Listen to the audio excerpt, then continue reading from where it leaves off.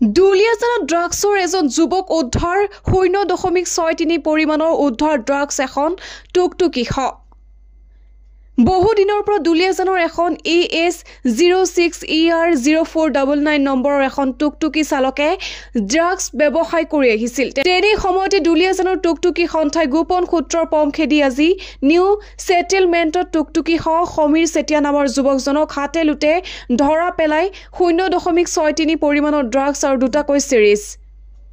আনহাতে বহু দিনৰ পৰাই চলাই অহা টুকটুকি চালকগৰাকীয়ে কিছুদিনৰ আগতে দুলিয়াজানৰ DX অইল কলনীত সিকিউৰিটি কৰি থকা সময়তে টুকটুকি চালকগৰাকীয়ে অইল নিৰাপত্তা বিভাগৰ এজন কৰ্মচাৰীক 5000 টকা দিয়াৰ কথা টুকটুকিগৰাকীয়ে নিজ মুখে স্বীকাৰ কৰে।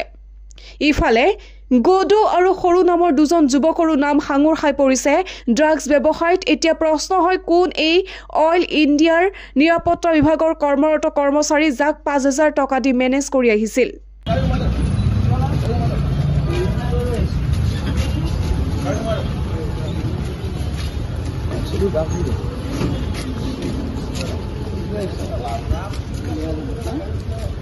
ঘটনাটো মানে এনেকুৱা, আজি বহু দিনৰ পৰা এখন বেটেৰী ৰিক্সাত আপোনাৰ ড্ৰাগছ বিক্ৰী আছিলে।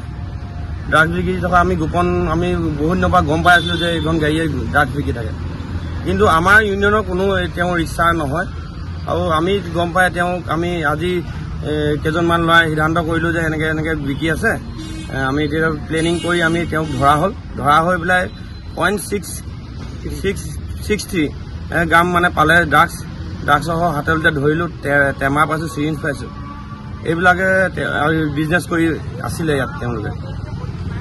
ল'ৰাজনৰ নাম কি? ল'ৰাজনৰ নামটো সমীৰ চেতিয়া। লগত আপোনাৰ ই ৰিক্সাখন জব্দ কৰিছে নেকি? ই ৰিক্সাখন জব্দ কৰিছে, ছাৰ থানাত জমা দিয়া হৈছে। আৰু লগতে ইয়াত বোলে 5000 টকা দি দুলিয়াজানৰ আমাৰ অইলৰ চিকিউৰিটি 5000 টকা দি পেলাই মেনেজ কৰি পেলাই অইল কোৱাৰ্টাৰত বিক্ৰী থাকে। সেয়েও আমি তেওঁ কৈছে কথাটো, ৰেকৰ্ডো ৰাখিছোঁ আমি। দুলিয়াজানৰ পৰা কমল ডেকাৰ ৰিপৰ্ট, ডেইলি 24।